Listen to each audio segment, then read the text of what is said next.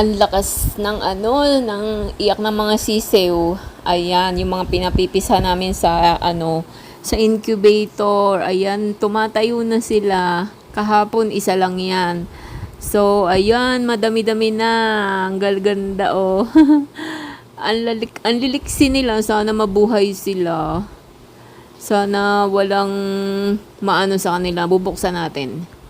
Tingnan natin. Ayan. Ayun, may Rhode Island. Yung mga kulay brown, Rhode Island yun. Tapos yung puti, ano yan, mga Texas. So, yan ang aming papisa. Madami yan eh. Kaya lang hindi nag-fertile yung iba. Hindi nagtuloy. Yan lang yung mga fertile talaga. Kaya sana naman magtuloy-tuloy na sila at wag mamatay. Kasi kahit yan ay pumisa, merong hindi nakakasurvive lalo pa sa incubator. Hindi bali kung sa inahin. Yan.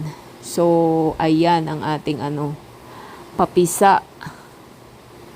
Ayan. Binabaan na yung temperature. Dati 37.8. Ngayon 37.5 ata. Para hindi na masyadong mainit. At ito na guys. Baha ngayon sa amin, sabay ng pag-ulan kasi ngayon ay high tide. Ang taas ng tubig. Grabe. Kaya hindi makababa ng bahay. Buti nilang bahay namin medyo mataas. Yung mga kapitbahay namin, yung kagaya niyan, bumaba na. Pero walang nakatira dyan. Kagaya din ito, yan, bumaba na rin ang bumaba. Pero ang taas niyan dati. Yan, ilog yon. Yun, yung likod namin na yan. Ilog yan. Diretso yan sa dagat. Sa Manila Bay. Kasi, coastal area kami ng Pilar, Bataan.